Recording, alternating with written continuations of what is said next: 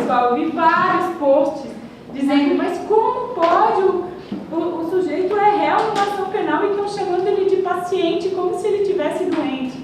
Eu li, juro pra vocês, eu li. Até gente da família. Eu li, é verdade. Tá? Então, cuida. É verdade, eu tô pensando, será que eu explico? Não vale a pena. Deixa quieto. É melhor não tentar explicar. O beneficiado com o habeas corpus, aquele que está se buscando a liberdade, é chamado de paciente. O autor do habeas corpus, que é a pessoa que impetra o habeas corpus, é chamado de impetrante. E a autoridade que é demandada no habeas corpus, a parte que é a parte requerida no habeas corpus, é chamada de autoridade coatora, tá? Que é geralmente o habeas corpus, ele visa, geralmente não, o habeas corpus ele visa tutelar o direito à liberdade de locomoção. Então, quando você está com o seu direito de liberdade de locomoção violado ilegalmente ou está na iminência de ter esse direito violado ilegalmente, cabe a interposição do habeas corpus. Ele visa evitar ou reparar uma prisão ilegal. O que acontece? Quem que responde esse ato? É a autoridade que determinou o que vai determinar aquela prisão. Então, a autoridade coatora vai ser um juiz de direito, um desembargador, um ministro, tá? Então, essa é a autoridade coatora. Com prazo. Habeas corpus não tem prazo, tá, gente? Pode ser interposto a qualquer tempo, inclusive antes de ter cerceado o direito de locomoção. A gente tem o habeas corpus preventivo, que foi aquele que os advogados do ex-presidente entrou, e o liberatório repressivo, que é depois que a pessoa já está segregada e que postula a sua liberdade. Tá? Então a gente tem essas duas formas de habeas corpus. O paciente só pode no caso, né? Como? Habeas corpus por jurisdição, é isso? Deveria de ser, por jurisdição. Mas que nem eu coloquei antes, no caso do Lula, lá tiveram mais de 10 habeas corpus que várias pessoas... Mas por pessoas diferentes. Por pessoas diferentes. Mas pelo próprio pessoa... Só um, porque os motivos, na verdade, são os mesmos. Se a questão pedir alguma coisa, é um. Mas... ele negado, você pode reiterar o pedido depois, você pode continuar pedindo. Mas na mesma jurisdição ou só na jurisdição? Não, na mesma jurisdição. Na jurisdição competente para apreciar aquele pedido. Tá? Então, vamos supor, agora teve negado aquele habeas corpus, pode daqui a pouco ingressar com mais um, relativamente a outros motivos, óbvio, né, que não vai se fazer o mesmo pedido com as mesmas teses, mas se tiverem outros motivos, aliás, pode pedir de novo, tá? Na mesma jurisdição, porque a jurisdição para apreciar o pedido de habeas corpus vai depender da pessoa que está sendo paciente, né? E da autoridade coatora. Então, você que nem ali, o habeas corpus foi impetrado direto no STF. Sim, mas pelo motivo X é só um, né? Sim, só um. Senão, o judiciário é obrigado a apreciar, porque não tem litispendência, então é obrigado a apreciar. Mas o que aconteceu agora essa semana, o ministro Fachin, não? Eu esqueci, o ministro relator desse HC do ex-presidente, acho que ele teve o pedido de liminar no HC, foi julgado, ok, daí teve o habeas corpus, o mérito. Julgaram pelos mesmos motivos, porque o julgamento, aquele que apareceu na TV, que era o julgamento da liminar, já apreciou o mérito, julgado. E agora veio o recurso ordinário em cima daquele HC, que é o RHC. O recurso daquele HC. E aquele recurso, ele veio com os mesmos motivos. Então, o que o ministro relator fez? Colocou que, como os motivos alegados são os mesmos e não teve nenhum fato novo, mantém a decisão, porque não tem nenhum argumento, nenhum fundamento para modificar o que já foi decidido pela corte. Então, se vier um outro habeas corpus igual, ele não vai poder indeferir de plano, mas ele vai indeferir por conta da existência de fato novo. Tá? Mas havendo fato novo, que possa ensejar no direito à liberdade, pode ingressar com mais um HC. Tá? E o HC não tem formalidade nenhuma, gente. Até a gente brincava na graduação, dizia, pode ser colocado em qualquer papel, pode ser à mão, pode ser a lápis, pode ser na folha do papel higiênico, pode ser em qualquer lugar, o HC, ele vai ser admitido. Admitido no sentido de conhecido, né? Vai ser conhecido e vai ser apreciado aquilo que está dentro dele. Alguns recursos pode estar lindo, bonitinho, feitinho, não são nem admitidos porque não cumpriram requisitos de admissibilidade. Tá? E o HC não, ele vai ser conhecido sim, independentemente de qualquer formalidade, desde que tenha um conteúdo que seja inerente à liberdade de locomoção. Tá? Preventivo, repressivo. Esse aqui nós já falamos, né? Cabe o HC contra a decisão de prisão em segunda instância, contra a prisão civil do devedor de alimentos, tá, pessoal? Tem muito, cabe habeas corpus. Na apostila de vocês eu vou ter uma lista de que não cabe, um monte de súmulas que diz que não cabe HC, depois vocês deem uma lida. As questões envolvendo guarda, tutela e adoção, cuidado aqui, pessoal, esse aqui dentro da prisão já dá uma natureza diferenciada, mas aqui, ó, já vi pegadinha de concurso falar em HC para retirar a criança de lá em ação de destituição de poder familiar, tá? Cabe habeas corpus, tá? Para quando a retirada da criança do lar e encaminhada para abrigo, por exemplo, cabe HC. A família que estava cuidando, que tem a guarda ou tem a tutela, pode utilizar o habeas corpus para essas finalidades, tá? Parece estranho, porque o habeas corpus ele é um recurso que visa tutelar a liberdade de locomoção, né? Via de regra. Então, soa meio estranho, mas os tribunais admitem, tá? Tanto que os tribunais superiores tinham um entendimento firmado que o recurso que o remédio constitucional do habeas corpus, ele não serve como sucedâneo de recurso, como forma de burlar o recurso próprio, o recurso efetivamente cabível, mas tem uma jurisprudência sendo construída e mitigando esse entendimento e admitindo o recurso de habeas corpus para essas outras situações. Tá? Então, vocês vão ver uma série de julgados de tribunais superiores admitindo habeas corpus nessas situações envolvendo tutela, guarda e adoção. Tá? Recurso ordinário, né, da decisão que nega habeas corpus, cabe o recurso ordinário para o tribunal respectivo. Recurso ordinário em HC. Ah, gente, isso aí eu coloquei para vocês ficarem ligados, que é uma questão nova também. O STF concedeu, não sei se vocês acompanharam, os corpos coletivos das gestantes e mães de filhos de até 12 anos presas preventivamente, tá? Então, esse habeas corpus coletivo, ele acabou abrangendo um grande número de presas, porque eles deram um efeito coletivo de um pedido individual que tinha lá no STF. Então, hoje, a prisão preventiva de mulheres, mães de filhos com até 12 anos e gestantes, ela é substituída pela prisão domiciliar, tá? Então, as prisões cautelares dessas mulheres, ela vai ser substituída por prisão domiciliar. O STF abriu um precedente enorme e um precedente bastante preocupante. Já tem uma série de requisitos, né? Tem. Pode ser considerado precedente. Sim. Eles estabeleceram uma série, uns pontos, né, para poder não sair soltando todo mundo, mas mesmo assim é um precedente preocupante, né? Um precedente que a repercussão dele vai ser complicado. Vamos ver as cenas dos próximos capítulos, né? Com as decisões que vão saindo agora nos juízos de primeiro e segundo grau, né? Mas isso aí, vocês têm que estar bem atentos, tá?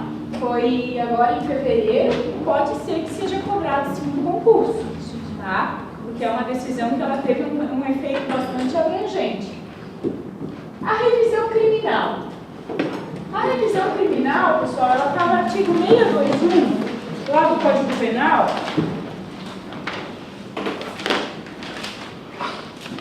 E ela traz a possibilidade de quando a sentença, eu não coloquei ali, né? Quando a sentença condenatória for contrária ao texto expresso de lei ou à evidência dos autos, né? E quando se fundar em depoimentos, exames ou documentos comprovadamente falsos, ou se descobrir novas provas da inocência do acusado. A revisão criminal, ela ocorre depois do trânsito em julgado da decisão, né, quando o processo já terminou, e é um pedido que é feito para os tribunais superiores de rever aquele processo anterior. Quem tem legitimidade para propor essa ação? O acusado, o procurador, o MP em favor do acusado e, no caso de morte, todos aqueles parentes do CAD que a gente viu anteriormente. Tá? Cônjuge, companheiro, ascendente, descendente e irmão tem legitimidade. Não é visto como recurso, tá? A revisão criminal é uma ação autônoma de impugnação. Uma vez teve um caso ali, quando eu trabalhava na promotoria lá em Indaial, que foi, até eu fiquei sabendo por conta de um colega que trabalhava em Ascuba, que tinha sido uma condenação, o cara estava preso há 6 anos pelo crime de estupro, e daí a mulher atingiu a maioridade, e ele já estava preso há 6 anos, cumprindo pena, ela atingiu a maioridade e foi lá no Ministério Público dizer que não tinha sido bem assim.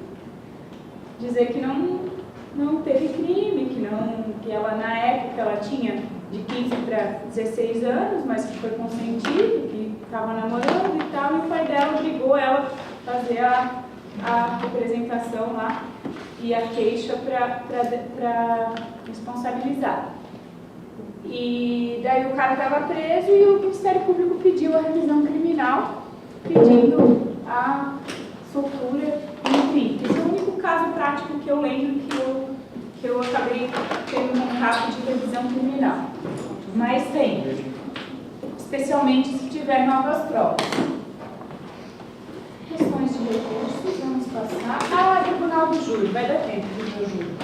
Pessoal, Tribunal do Júri. Não está na apostila, mas não precisam perder tempo anotando que eu vou mandar o material, a Thaís vai encaminhar para vocês. Princípios que regem o Tribunal do Júri. Plenitude de defesa, ou seja, o sujeito acusado ele tem a possibilidade de se defender até o último instante, inclusive apresentando debates orais pelos seus defensores. E outra questão, a apresentação de documentos, que a gente falou antes, que tem que ser até 3 dias, né, para assegurar a ampla defesa. Sigilo das votações. As votações do Tribunal do Júri são sigilosas, elas são feitas em uma sala secreta, só com os servidores do judiciário que trabalham, né, e estão operando ali naquela sessão do Tribunal do Júri, pelos jurados. Então é feito numa sala secreta, e a soberania dos veredictos, né? O que os jurados decidirem, está decidido. Mas está ao inverso do que tudo demonstra nesse processo. Interessa, pessoal, o que os jurados decidirem, está decidido. Se estiver contrário àquilo que está dos autos, entra com recurso, tá? Então, vale a soberania dos veredictos. Não pode o juiz, na hora de proferir a sentença, dizer, não concordo. Ele é obrigado a seguir aquilo que os jurados decidirem. Ele só vai fazer a dosimetria da pena no Tribunal do Júri, o juiz. Botei ali os 7 jurados, né, que compõem o Tribunal do Júri. Competência: julgamento dos crimes dolosos contra a vida, consumados ou tentados. E lá eu coloquei uma síntese dos crimes que são abrangidos pelo Tribunal do Júri: homicídio, induzimento, instigação, auxílio ao suicídio, infanticídio, aborto provocado pela gestante ou com ou sem o seu consentimento e o aborto provocado sem o consentimento da gestante. Esses processos são todos, esses crimes submetidos ao rito do júri. O júri, pessoal, ele tem um procedimento que é chamado de bifásico. O que acontece? São 2 grandes fases dos processos de crimes dolosos contra a vida. A primeira fase é chamada de sumário da culpa ou juízo de admissibilidade da acusação. A primeira fase é quase um procedimento comum ordinário, daqueles que a gente viu antes. Tá? É praticamente a mesma coisa. O que acontece? Tem um inquérito policial, vai para o Ministério Público, oferece a denúncia, marca audiência, ouvem as testemunhas, interroga o acusado, produz provas, se precisar faz perícia, faz tudo o que tem para fazer e o processo volta para as mãos do juiz. Tá? A partir do momento que esse processo vem para o juiz tem a possibilidade de pronunciar, impronunciar, absolver sumariamente ou desclassificar o crime. Tá? Então, o que acontece? No processo comum dos outros crimes que não sejam os do tribunal do júri, o juiz recebe, lê, profere uma sentença, condenando ou absolvendo. Simples assim. No caso do tribunal do júri, se o juiz se convencer da prova da existência do crime e dos indícios suficientes de autoria, ele vai encaminhar o acusado para julgamento em plenário, para a sessão do tribunal do júri. Essa é a decisão de pronúncia. Quando o juiz entende que a prova do crime está ok e que tem indícios de autoria, ele pronuncia o acusado, ou seja, manda o acusado lá para ser julgado pelo júri popular. Essa é a primeira possibilidade. E aí o que acontece, ó, já ia esquecendo, o indúbio pro società, que a gente falou no início. Aqui, se o juiz tem alguma duvidazinha, mas será que foi ele mesmo? Será que foi assim mesmo? Ele tem que mandar para a júri. Tá? Então aqui não se aplica o princípio indúbio pro réu. Se ele tem alguma dúvida, o magistrado ele manda para o júri. E o júri vai decidir. Tá? Prevalece o princípio da dúvida em favor, resolve-se em favor da sociedade. A segunda possibilidade do juiz, quando ele entender que ou não tem prova da materialidade do crime, ou não tem indícios suficientes de autoria, o que acontece? Ele impronuncia o acusado. Tá? Então, não vai para júri, pronuncia, acabou. Se ele entende que tem provas de absolução sumária, de que não foi de fato ele que cometeu a infração, prova da inexistência do crime, ou quaisquer daquelas questões arroladas ali no 415, ele absolve sumariamente o acusado. Tá? Então, absolve sumariamente o acusado. E se o juiz entender que é um crime que não se caracteriza um crime doloso contra a vida, ou seja, não é um daqueles crimes, ele praticou uma conduta assim, mas não é um crime doloso contra a vida, o que é? Uma lesão corporal, né? O quê? Um latrocínio, que não vai a júri. O latrocínio é uma pegadinha, gente. O latrocínio é uma pegadinha, é velha, mas continua sendo uma pegadinha. O latrocínio é aquele crime que é o tal do... Odeio essa frase. Como é que é? O roubo seguido de morte. A doutrina critica, e com razão, essa definição do latrocínio. O latrocínio é um crime que não vai a júri. Então, se o promotor denunciou por homicídio, em concurso com roubo, por exemplo, e o juiz olhou, não, gente, isso aqui é um latrocínio, desclassifica e manda para julgamento pelo procedimento comum. Daí vai ser julgado no procedimento comum. Tá? Então, Aí tá ferrado. Aí ferrou, porque as únicas chances que a pessoa tinha de se safar era a sensibilidade dos jurados, né? Eu digo, o tribunal do júri ele é bom para o acusado, é uma forma que não é um julgamento técnico, né? É um julgamento pela sociedade mesmo. Então, pessoal... Oi? E pela pena também. Como? E pela pena também. Sim. Do latrocínio? É maior, né? É bem maior, né? Então, pessoal, essas são as quatro possibilidades que o juiz tem na primeira fase. Então, a gente vai... preclusão da decisão de pronúncia. Então, pronunciou, não teve recurso, ou teve recurso e o recurso foi julgado improcedente. Precluiu a decisão de pronúncia, acabou o recurso, vai para o júri. E daí a gente começa a segunda fase do tribunal do júri.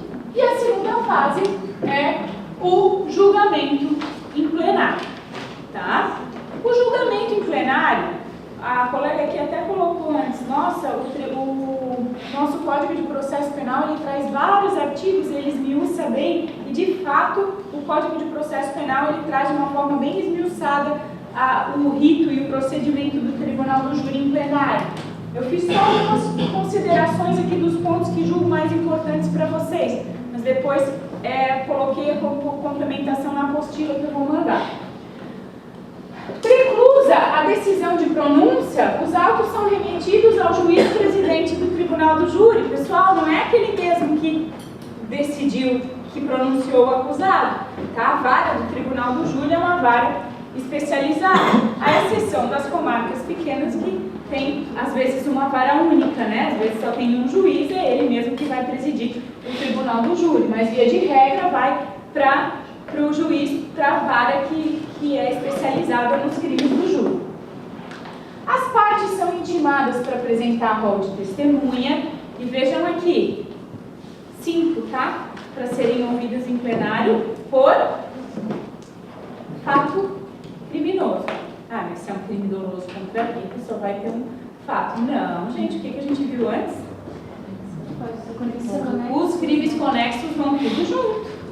Tudo junto, atrai a competências, pode ter 5 crimes, pode ter 6 crimes, pode ter jurado ali julgando roubo, julgando furto, julgando o que for. Tá? Os crimes conexos, eles vão ser julgados também pelo Tribunal do Júri. Composição do Tribunal do Júri. O júri é composto por 25 jurados. Tá? Cuidem! O conselho de sentença aqui, ó, que são só os 7 bonequinhos lá, tá? Isso aqui também ó, é uma pegadinha que vai e vem, então tem muita gente caindo. O júri é composto por 25 jurados, o juiz presidente e o conselho de sentença. Claro que esses 7 estão aqui dentro desses 25. Para a instalação da sessão, ou seja, declara aberta a sessão do Tribunal do Júri, daqueles 25 jurados que foram sorteados e intimados para participar do julgamento, tem que estar presentes pelo menos 15, tá? Então, são 3 números que vocês têm que ter em mente com relação a jurados no Tribunal do Júri. Os 25, que são os jurados que compõem o Tribunal do Júri, os 15 que são necessários para instalar a sessão, e os 7 que funcionam, que compõem o conselho de sentença.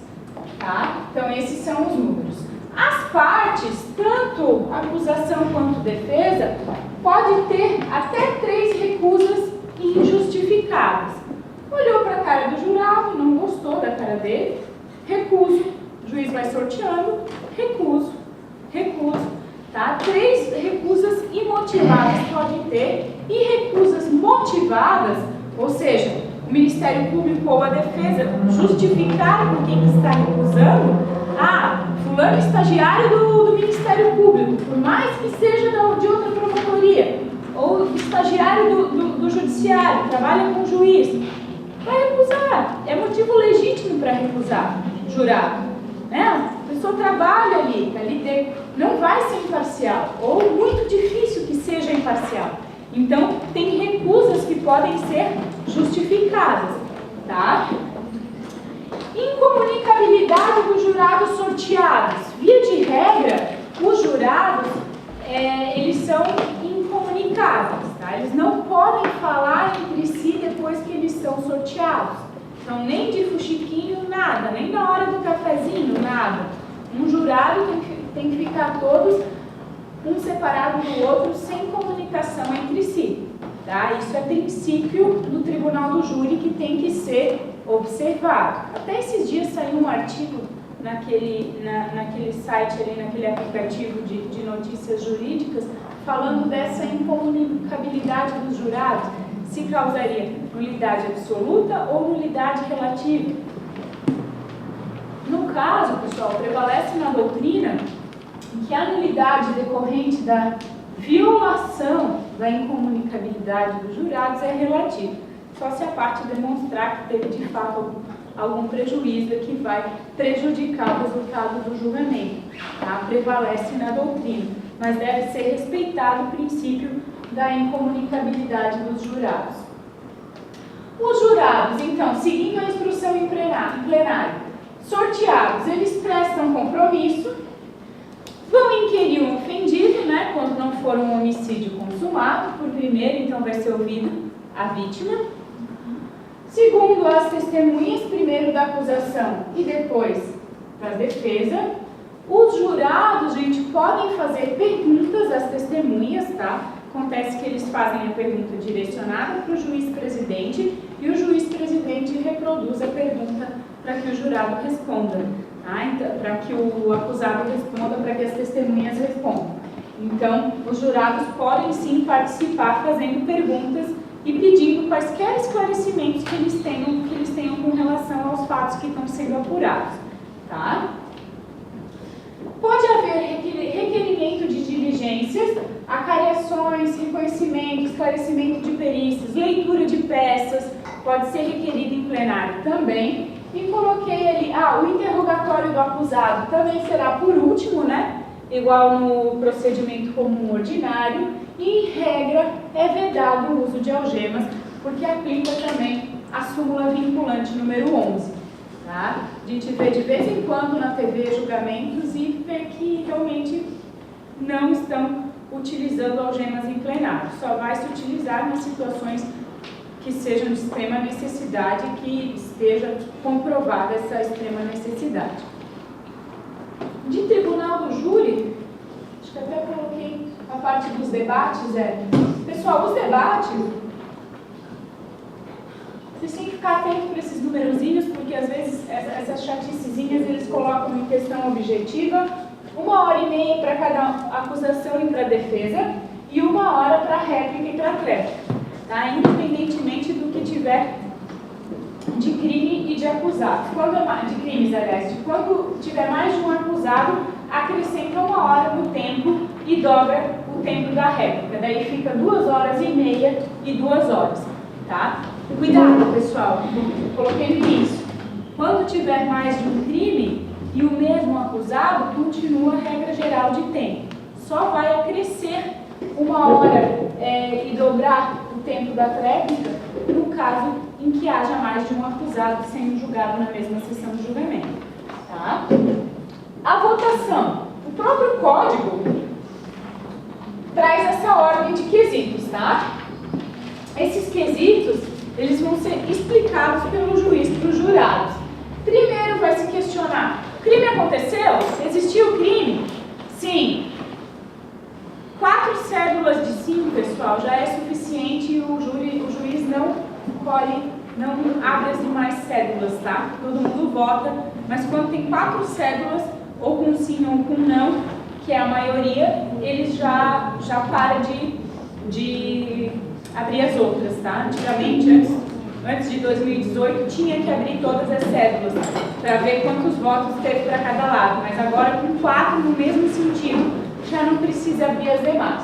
Primeiro, pergunta se houve crime. Segundo, se o acusado participou do crime ou foi o seu autor. E a terceira pergunta, nesses termos, o juiz tem que fazer é perguntar se o acusado, se o jurado absolve o acusado. Tá? Essa pergunta ela tem que estar presente entre os quesitos.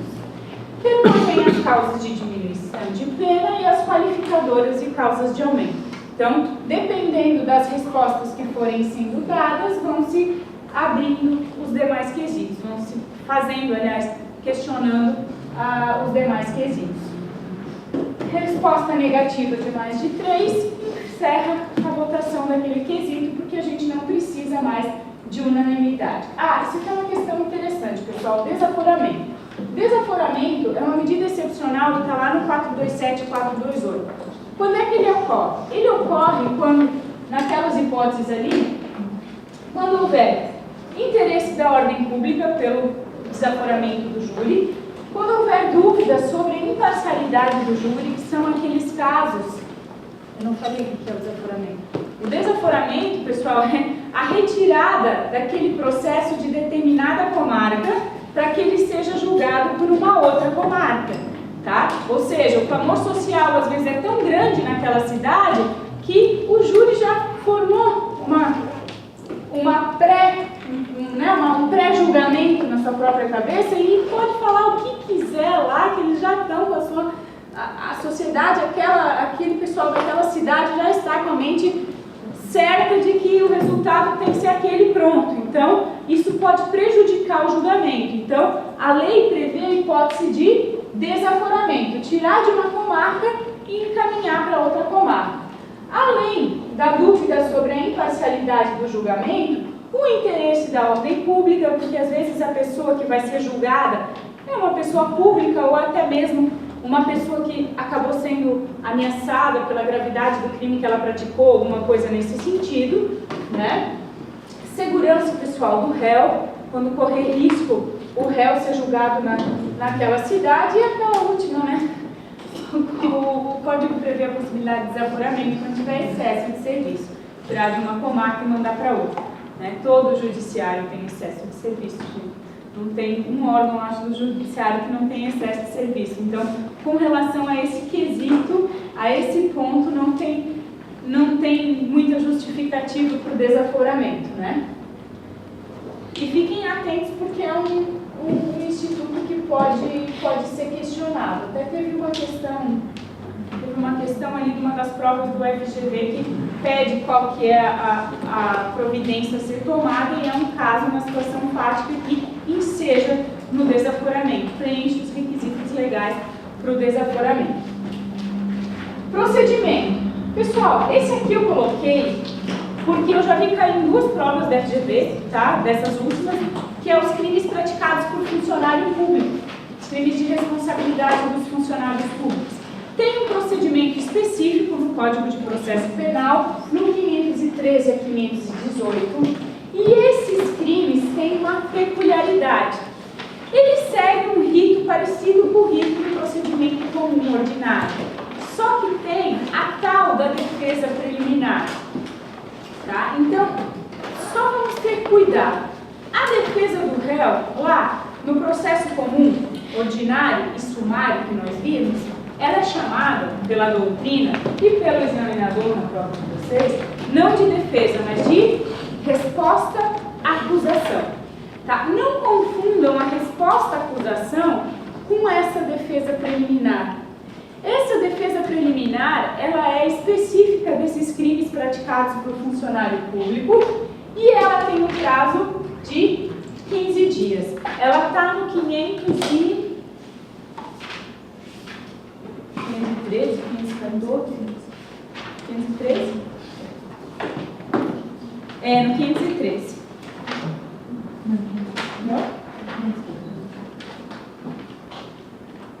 Ah, sim, 15 dias. Ó. Nos crimes afiançáveis, estando a denúncia ou queixa na devida forma, ou seja, preenchidos os requisitos do artigo 41 que a gente viu hoje de manhã, o juiz mandará autuá-la e ordenará a notificação do acusado para responder por escrito dentro do prazo de 15 dias. Mais um prazo aí, pessoal.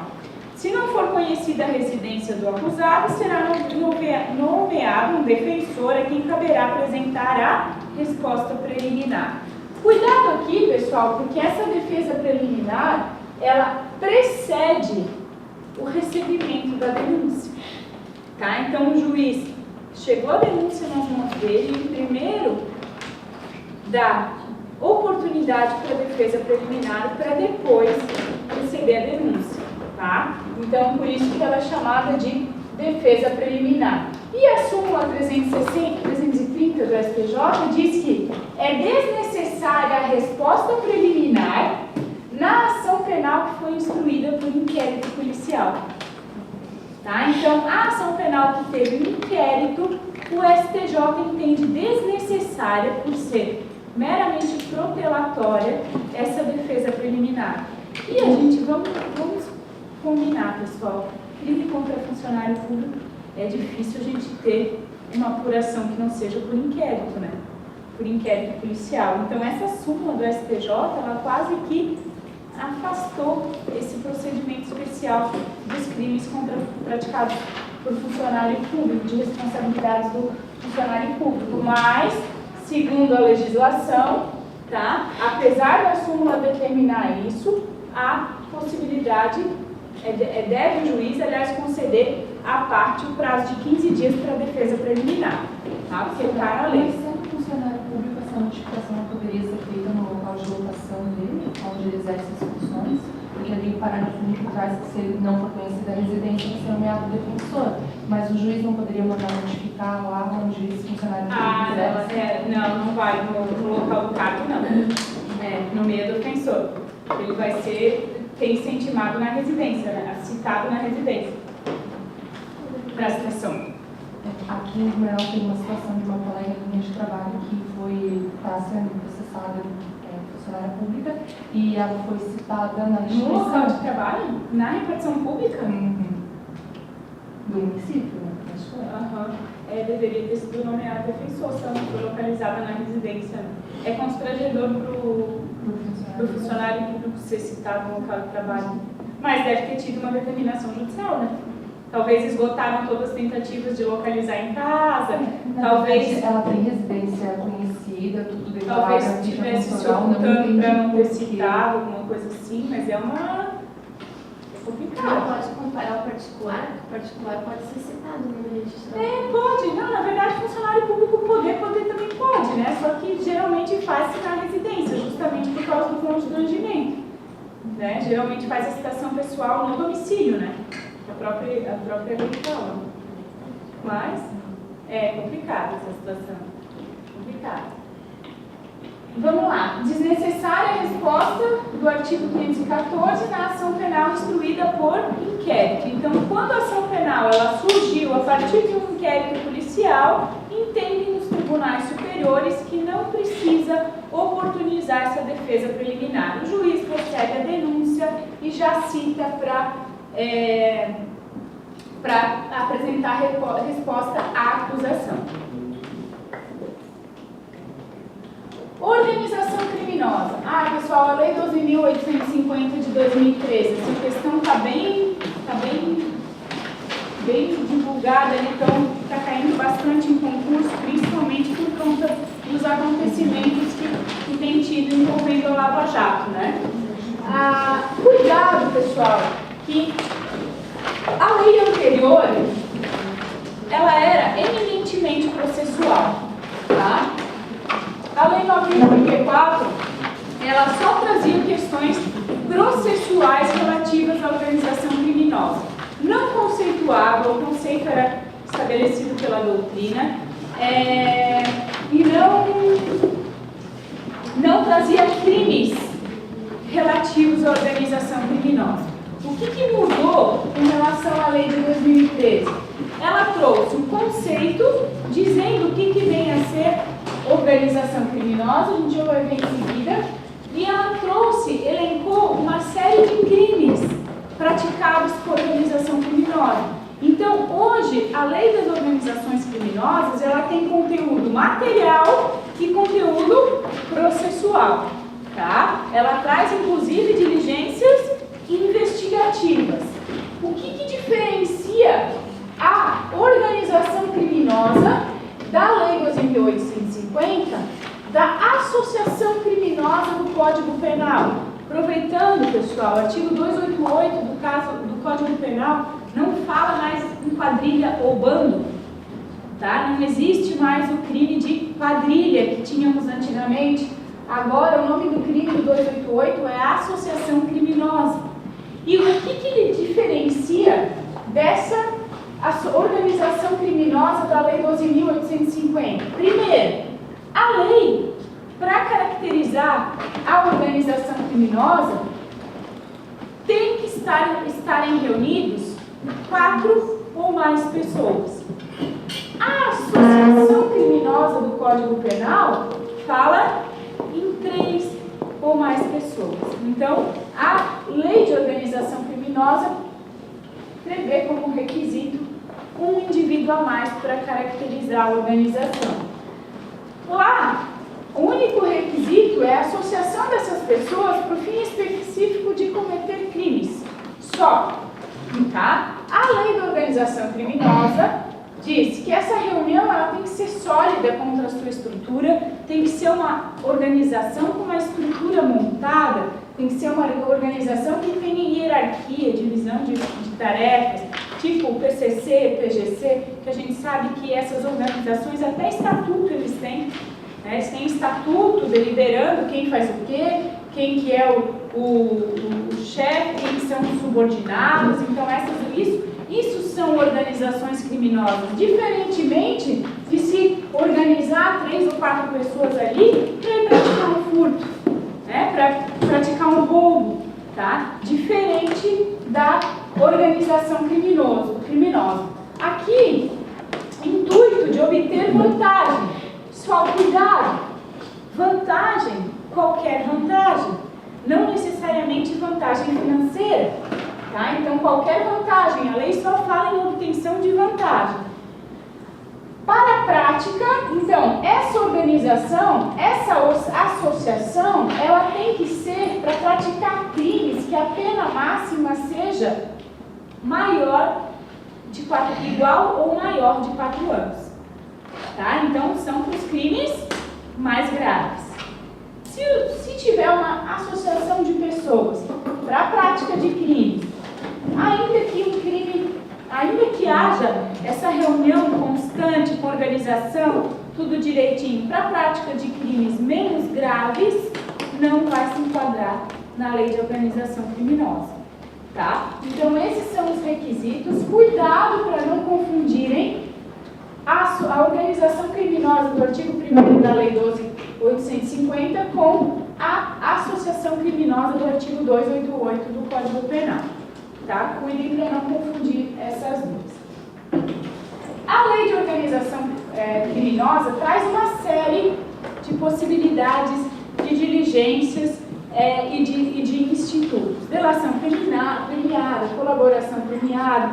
Tem os artigos 3º e 4º seguintes ali, trazem uma série. Por que eu coloquei para vocês a colaboração premiada? Primeiro porque está na mídia direto, que está sendo utilizado nos processos da investigação da Lava Jato. Segundo, porque tem 2 pegadinhas. Primeiro, o juiz não participa das negociações.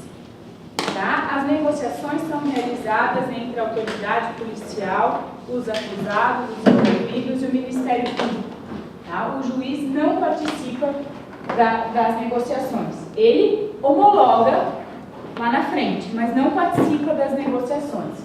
Pode haver retratação, o sujeito pode colaborar e depois se arrepender, tá? Pode sim se retratar, sem prejuízo nenhum. O colaborador, a partir do momento que ele se propõe a ser colaborador, o que acontece? Ele renuncia o seu direito ao silêncio. Quando é que a gente viu antes quando falou do interrogatório do acusado? Ele tem o direito de ficar calado sem, como eu falei para vocês, sem qualquer prejuízo à sua defesa. A partir do momento que o acusado ele assina o acordo de colaboração, ele renuncia o direito ao silêncio e mais, tem o dever legal de dizer a verdade. Tá? Então, ele é acusado, mas ele passa a renunciar os direitos dele de poder ficar em silêncio e não precisar falar sobre os fatos. Tá? Essa é uma das condições. O pedido de homologação do acordo, ele é sigiloso. Tá? Então, não é divulgado o sujeito que está participando das negociações.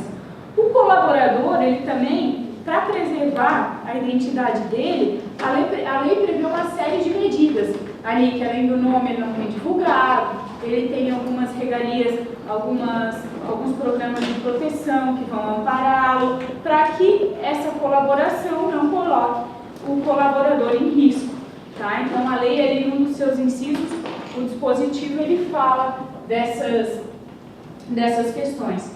Eu botei a flechinha ali para vocês ficarem bastante de olho nesses dois pontos. O juiz não participa das negociações, tá? Vai homologar? Sim. E o pedido de homologação, ele tem o sigilo. E a renúncia ao direito ao silêncio, que é um direito, uma garantia constitucional do acusado, tá?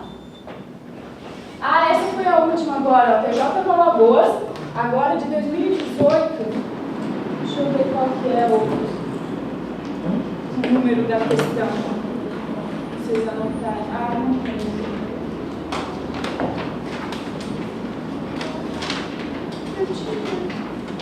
Alagoas de 2018. A lei número.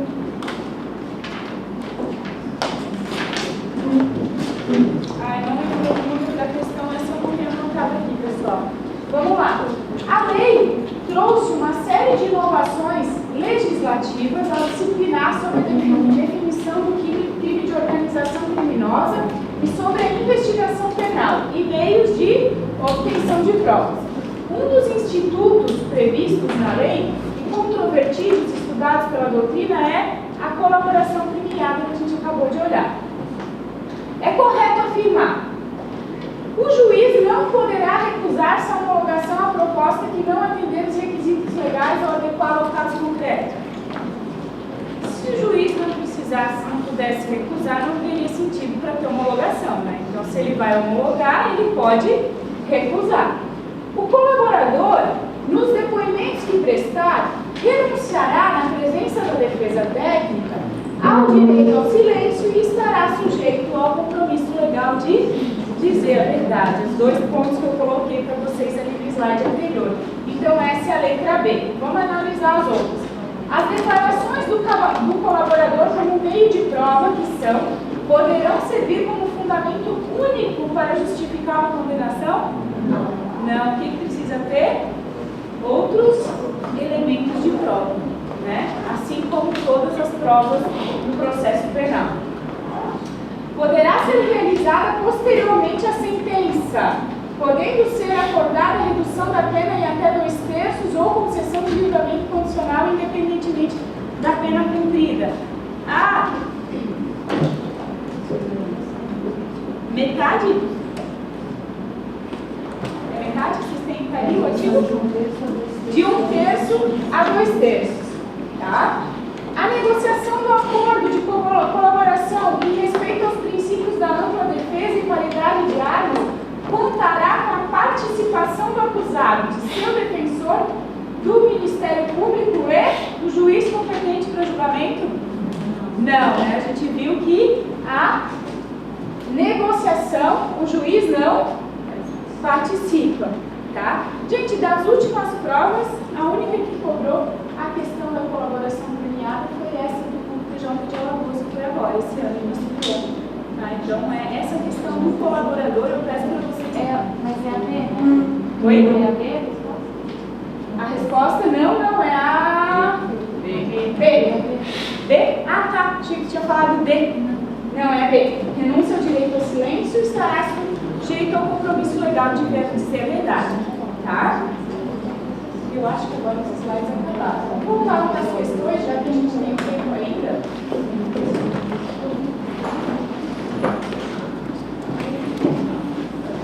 Paulo Vitor foi denunciado pela prática de homicídio doloso. Essa eu acho que foi, deixa eu ver se é aquela que está com o gabarito errado, peraí. Não, essa aqui não. TJ de Roraima, 2015, oficial de justiça. Paulo Vitor foi denunciado pela prática de homicídio doloso consumado. Após a instrução, a primeira fase do tribunal do júri, ele foi impronunciado, razão pela qual interpôs o Ministério Público o recurso cabível. O juiz do primeiro grau delegou esse recurso. Considerando a situação narrada, é correto afirmar que o recurso interposto da decisão de impronúncia e o recurso cabível da decisão do magistrado que denegou esse recurso são, respectivamente... Oi? Apelação e recurso civil. Qual é o primeiro? A instrução o primeiro denegou o recurso. Primeira fase de impronúncia. Qual que é o recurso da decisão de impronúncia? Apelação. Qual que é o artigo? E da decisão, não, desculpa, e de pronúncia? Alguns têm 5 dias, né? Os dois têm 5 dias, a apelação e o RES. Está no artigo 581. Então, a decisão de impronúncia é a apelação e a decisão de pronúncia é o recurso em sentido estrito. Tá? Então, aqui, qual que é? Impronúncia B. B de volta. Apelação e recurso em sentido estrito. Tem um aqui da que eu queria mostrar para vocês.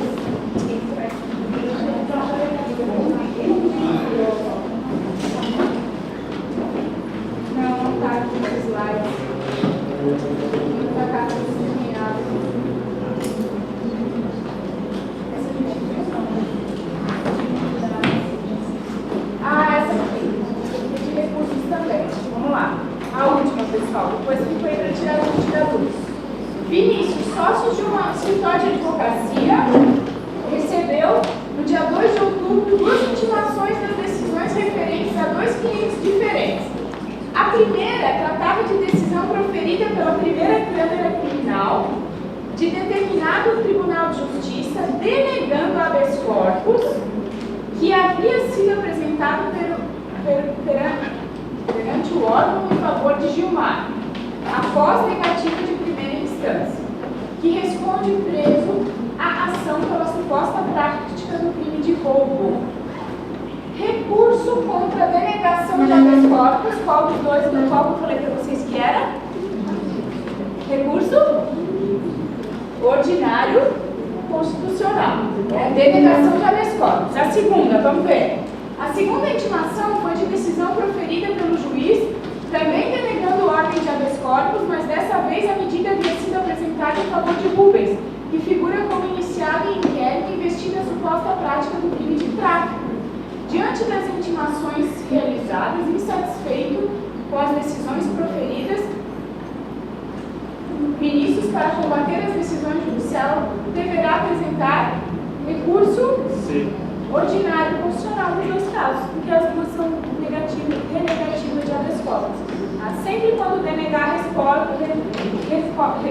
corpus vai ser recurso ordinário, que a gente chama de RHC. Tá? Ele é autuado nos tribunais superiores como RHC. Recurso ordinário em habeas corpus, mas é RHC.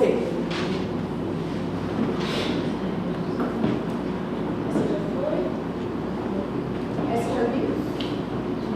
Já, né?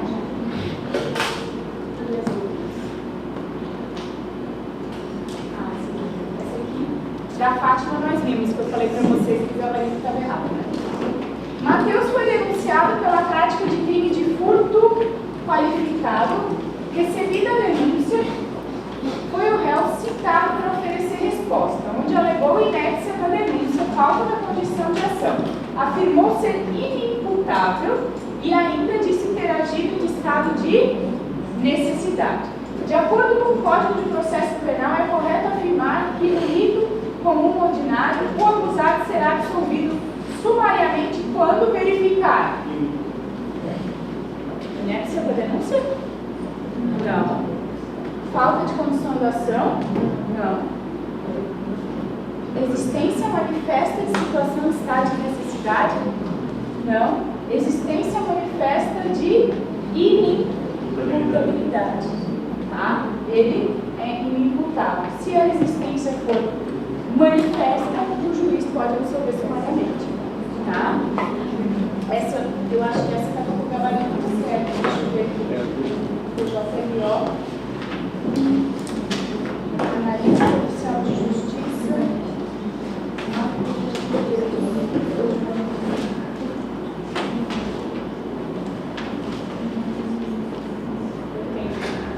Depois eu olho e passo para vocês lá. Essa nós já vimos, né? Acho que agora fechou as questões, né?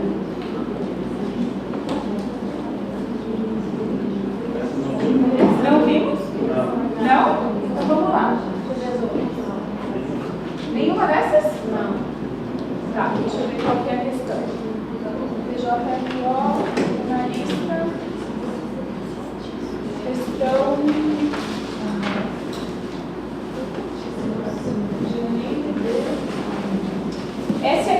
49 do concurso de analista, se alguém tiver a prova ali, para oficial de justiça do TJ de Roraima. Em janeiro de 2015, foi instaurado inquérito para apurar a prática de um crime de roubo majorado pelo emprego de arma de fogo, constatado como indiciado Tício. Ao receber os autos, o MP requeriu ao juiz apenas que os autos fossem encaminhados para a delegacia para o cumprimento de diligências imprescindíveis, conforme solicitado pela autoridade policial. O juiz, considerando a gravidade do fato, decretou a prisão preventiva do indiciado. Com base na situação narrada, é correto afirmar que o juiz agiu corretamente, pois a gravidade abstrata do crime pode justificar a decretação da prisão preventiva? Não, né? Incorretamente, pois não cabe prisão preventiva durante o inquérito? Não, né? Incorretamente, pois a prisão preventiva só pode ser regressada de ofício no curso da ação penal. Tá? Lembra que a gente falou no início, pessoal? Prisão preventiva, delegado na fase investigativa e de ofício pelo juiz só na ação penal. Tá? Se fosse flagrante, você poderia ser... Aí flagrante poderia ser em qualquer momento. Poderia ser nesse momento agora, poderia ser... Provisória não poderia. Não, provisória não. Agiu de forma... A prisão só pode ser decretada de ofício no curso da ação penal. Tá? Na investigação, para o juiz decretar a prisão, tem que ter o requerimento do delegado ou do Ministério Público. Tá? Da próxima, qual que é? TJ de Alagoas, 2018, questão 92. Técnico judiciário, área judiciária. Perante a primeira vara criminal de determinada comarca, ocorre o processo em que se investiga a prática de crimes gravíssimos de organização criminosa e tráfico, sendo investigados grandes empresários do Estado. Considerando o fato que o juiz titular, essa é legal, o juiz titular do órgão estaria afastado de licença médica há muitos anos. Diversos juízes participaram do feito. Isso é bem comum, gente que trabalha no judiciário sabe. João proferiu decisões autorizando medidas cautelares, mesmo antes da denúncia. Jorge foi o responsável pelo recebimento da denúncia por analisar as respostas à acusação. José participou da instrução e interrogou os réus. Após a apresentação das alegações finais, diante da complexidade do processo e dos inúmeros volumes, o Tribunal de Justiça decidiu criar uma quinta vara criminal especificamente para o julgamento desse processo, impedindo que a primeira vara tivesse o processamento dificultado pela dedicação do magistrado que lá atuava à sentença que deveria ser produzida. Com a sentença publicada, a quinta vara criminal seria extinta. Com base na situação exposta, a criação da quinta vara criminal com o objetivo de proferir sentença nesse processo complexo. Não pode, né? Que não pode a gente sabe, então, mas por quê? Ela não pode porque não é cabível o tribunal de exceção. Deve-se respeitar o princípio do juiz natural. Não é válida, cabendo João proferir sentença em razão do princípio da identidade física do juiz. O que fez João aqui? O João proferiu decisões autorizando medidas cautelares. Foi o primeiro ali, não fez nada, nem participou da instrução. Não é válida, cabendo a Jorge, em razão do princípio da identidade física do juiz. O que o Jorge fez? Cadê o Jorge? É o José, professora, porque ele participou da instrução. O Jorge foi quem recebeu a denúncia. E não é válida porque o José proferiu sentença. O que fez o José? Ele acompanhou a instrução. Participou da audiência de instrução e julgamento dos réus. Preferência para quem participou do julgamento. Então essa é a letra E, tá? E a próxima A da Carla a gente já fez, né? Não fizemos. FGV analista, questão 80, se vocês quiserem anotar aí. Eu não lembro qual que era que estava com o gabarito errado. Carla foi presa em flagrante pela prática de crime de estelionato, pena de 1 a 5 anos, sendo verificado na delegacia que ela teria diversas condenações definitivas pela prática de crimes da mesma natureza. Encaminhada para audiência de custódia após manifestação do MP, foi a prisão em flagrante convertida em preventiva. Até aí, ok, né? Com o oferecimento da denúncia, foi realizado o laudo pericial e os peritos concluíram pela semi-imputabilidade da acusada e o risco de reiteração delitiva. Foi ainda constatado que Carla estava com 3 meses de gravidez. Considerando as informações narradas e as previsões do CPP sobre o tema prisões e medidas cautelares, é correto afirmar que... O que vocês acham, pessoal? A autoridade poderia ter aplicado fiança em sede policial não, que é crime de 1 a 5, e a fiança em sede policial é só crimes até 4. As medidas cautelares alternativas dependem de requerimento das partes? Não, pode ser aplicado de ofício pelo juiz. A prisão domiciliar em substituição à prisão preventiva pode ser aplicada pelo magistrado, apesar de o carro ainda estar no 3º mês de gestação. Aquele julgamento da série? Pode, mas até com base no Código Penal, processo penal já dá para aplicar a substituição pela prisão domiciliar, no caso de gravidez. Aí não é preventiva, é do domiciliar? Domiciliar, ela fica em prisão domiciliar. Tá? Então a substituição ali não cabe da letra D, né? E relaxamento de prisão também não cabe, porque não. Essa aqui eu já falei pra vocês, essa aqui que tá com o gabarito errado, ó. Da Fátima, acho que é a próxima. Essa aqui, eu falei pra vocês, né? O ponto correto é a letra C. E o gabarito oficial tá a letra B, tá? Eu acho que das questões a gente fez todas. Eu tinha até trazido mais aqui, mas vocês estão sem as provas aí, né? Das questões. A Thaís vai mandar. Eu vou passar para vocês, pessoal, através dela, só para finalizar, o material do Tribunal do Júri, que eu fiz um complemento da apostila, tá?